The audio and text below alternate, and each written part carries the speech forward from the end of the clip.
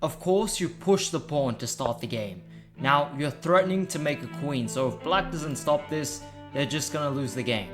But they do have an incredible move here, which is moving this bishop back to e8 to sacrifice it. Now, if they don't do this, they have nothing else, and you might be thinking, let's just take the bishop.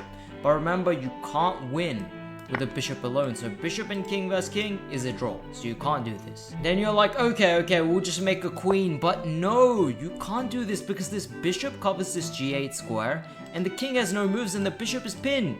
So you can't do this. Next thing you think, okay, let me make a rook, but rook obviously is against stalemate, the same thing applies. You're like, this guy's cheeky, he wants me to make a knight. So you're like, okay, I'm gonna make a knight, and this may be correct. If the bishop goes to h5, we can just go check and pick up this bishop. It's very easy. If the king went here, the same thing would apply.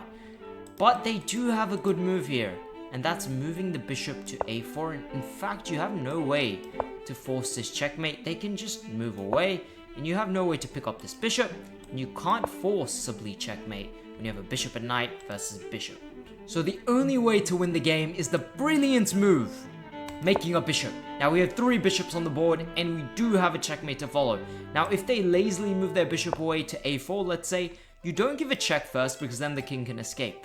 First you trap them in with bishop f7. Now they have nowhere to go. Bishop e7 is simply unstoppable. They move the bishop and you go checkmate. Now you might think they have this clever try with bishop f7. And some of you might be like, free bishop.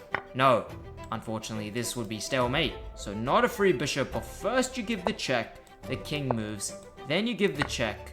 Now the king is forced to d7 and you easily win with 2 bishops against the king, and you go on to win the game.